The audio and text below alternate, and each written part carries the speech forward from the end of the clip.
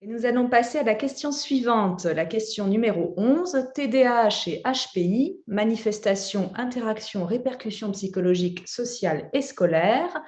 Et avec une spécificité, c'est une question à double entrée, quel est l'impact du TDAH sur l'évaluation de l'intelligence dans le cadre du haut potentiel? Et je laisse la parole à Sébastien Henrard. Merci beaucoup, Nathalie.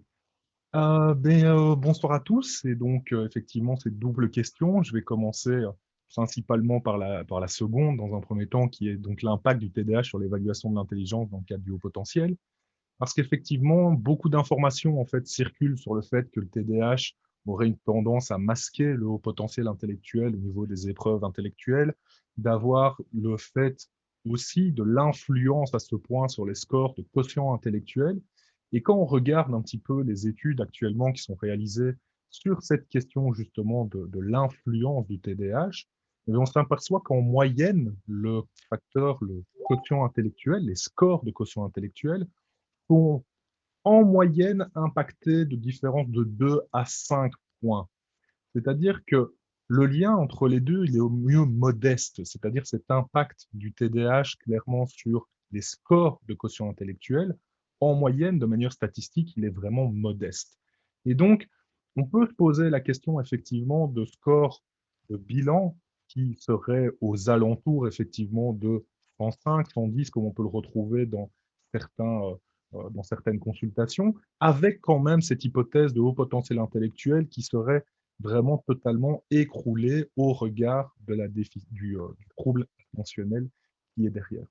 Donc, bien faire attention par rapport à ces aspects-là, parce qu'en fait, l'idée, c'est pas tant le score qui va nous indiquer effectivement le TDAH dans ce cadre-là, mais bien l'idée de la clinique qui est derrière. C'est-à-dire que en fait, les études, ce qu'elles nous montrent globalement, c'est que les symptômes du TDAH sont exactement les mêmes, quels que soient les scores de quotient intellectuel. C'est-à-dire que chez des patients qui sont à 100, 110 ou chez des patients qui sont à 125, 130, la manifestation du TDAH, elle ne varie pas. C'est-à-dire que les symptômes sont les mêmes, les critères de diagnostic sont exactement les mêmes. Et donc, penser effectivement que l'un va masquer l'autre, c'est assez compliqué.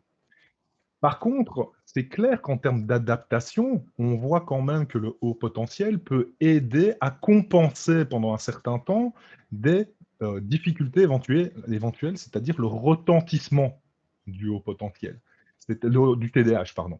C'est-à-dire le fait que pendant un certain temps, le haut potentiel va pouvoir venir au final compenser au regard d'apprentissage, peut-être faciliter à certains moments, sur des aspects motivationnels qui vont aider ces enfants effectivement à se focaliser sur des éléments parce qu'ils apprennent mieux certaines informations, et donc va potentiellement, lui, masquer la présence, en tout cas le retentissement du TDAH.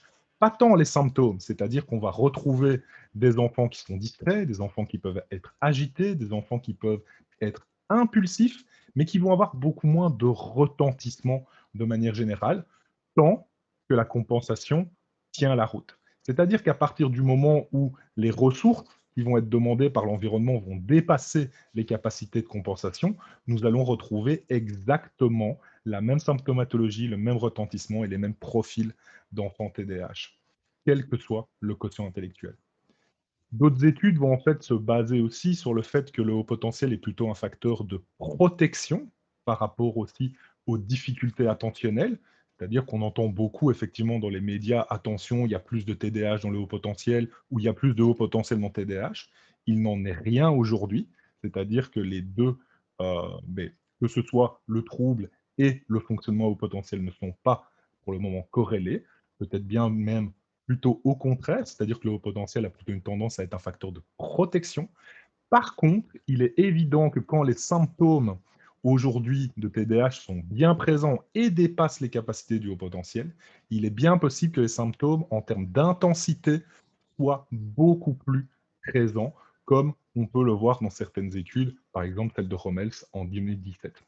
Donc, effectivement, haut potentiel, TDAH, on en entend beaucoup parler, souvent associé. On va avoir tendance à au final, essayer d'interpréter des profils cognitifs, par exemple dans le WISC avec des mémoires de travail plus faibles ou alors des vitesses de traitement plus faibles qui sera un indicateur du TDAH? Bien sûr que non. Dans le quotient intellectuel et notamment dans la WISC, ce qu'on va retrouver, c'est le l'émission même du TDAH, c'est-à-dire la fluctuation des performances, c'est-à-dire de bons résultats dans certains domaines, quels qu'ils soient, et aussi des difficultés à pouvoir se poser dans d'autres domaines sans qu'ils soient spécifiques au TDAH. Merci Sébastien pour ton intervention.